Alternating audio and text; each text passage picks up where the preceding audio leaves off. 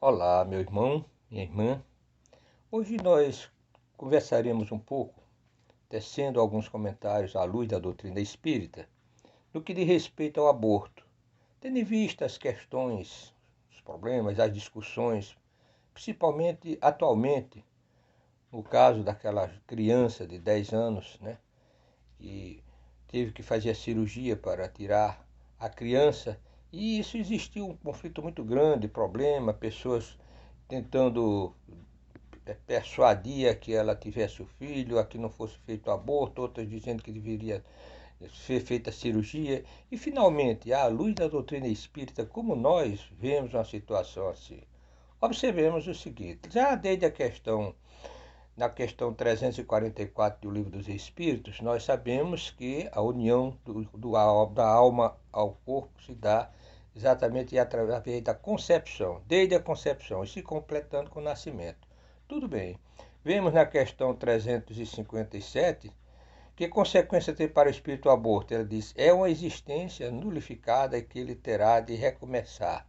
Quer dizer, é como se interfere-se naquela oportunidade reencarnatória para que aquele espírito possa progredir, possa resgatar débitos e assim por diante. Mas aí, tudo bem, então já temos aqui que todo o aborto é delituoso, não resta dúvida, que quem realmente não queira ter o filho deve fazer o trabalho de prevenção, que é muito fácil hoje em dia, não pode depois de conceber querer abortar. Mas em casos especiais, como o desta criança, em casos especiais em que ofereça risco à mãe, por exemplo, qual é o pensamento da doutrina espírita? O que realmente a doutrina diz a respeito? Então é bom que nós tenhamos a resposta para isso à luz da doutrina espírita. E nós vamos encontrar na questão 359 do Livro dos Espíritos o seguinte: dado o caso em que o nascimento da criança pusesse em perigo a vida da mãe dela, haverá crime em sacrificar-se a primeira para salvar a segunda?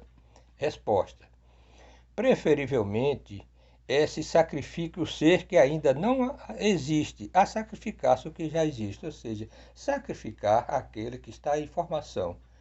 Então justifica-se o aborto neste caso, em que põe em risco a vida da mãe, que é o caso em estudo. A criança, ainda não tendo o corpo desenvolvido, os órgãos, essa concepção, esse filho poderia gerar risco para a sua vida. Então, foi preferível que se fizesse a cirurgia, que se tirasse, tudo bem. Então, isso aí realmente tem colocado em dúvida muita gente, mas observemos o seguinte: há uma mãe que já está plena de vida e um espírito que está candidatando-se à vida, que poderá, da partir dali, ter outra oportunidade, não resta dúvida. Mas há outro caso especial, no caso que inclusive dela também, que foi a questão do estupro. O que dizer na questão do estupro? Então, nós, de acordo com a doutrina, somos favoráveis à vida em todos os sentidos e somos contra o aborto, salvo nessa exceção que aqui dizemos. E no caso do estupro, como ver? É uma situação muito melindrosa, porque nós não temos que ver apenas a questão da criança que está sendo gerada, mas temos que ver também a questão daquela pessoa que recebeu aquela agressão, que realmente recebeu aquele trauma, as suas condições psicológicas, o que pode ser feito. Aí existe uma série de estudos a respeito do assunto, mas doutrinariamente nós não encontramos diretamente no Livro dos Espíritos, mas vamos encontrar através de espíritos que também merecem, de certa forma, a nossa confiança, e nós vamos encontrar a Joana de Ângeles falando a respeito desse tema no livro Após a Tempestade, através de Divaldo Pereira Franco, e tem um trecho, observe bem o que ela diz aqui.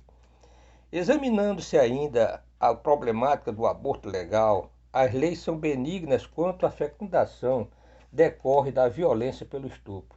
Mesmo em tal caso, a expulsão do feto pelo processo abortivo de maneira nenhuma repara os danos já ocorridos. Ela não condena, mas diz que não repara os danos ocorridos. Veja bem, não raro, o espírito que chega ao dorido regaço materno através de circunstância tão ingrata se transforma em floração de bênçãos sobre a cruz de agonias em que o coração feminil se esfacelou.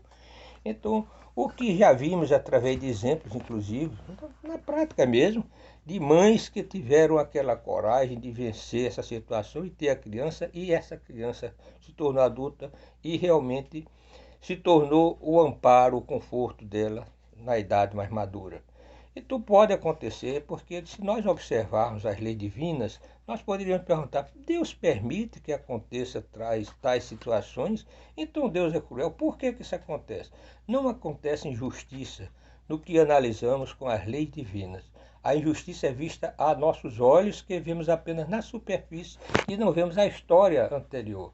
Por isso, meus irmãos, o que nessa situação nós dizemos? Sejamos moderados no sentido de não querer combater, no sentido de não querer realmente condenar a pessoa que vai praticar o aborto, sabendo que ela poderia ter e que poderia, quem sabe, essa criança crescer e ser seu conforto na velhice, em situações de provações e dor que ela tivesse. Observemos Jesus com a mulher adúltera, que foi o maior exemplo. Ele não liberou a mulher adúltera, veja bem. A mulher adúltera cometeu o adultério, realmente. A lei dizia, a lei humana dizia que devia ser apedrejada, as leis humanas. Porque a lei divina deixa que a condenação se encontre na própria consciência quando nós sabemos que erramos.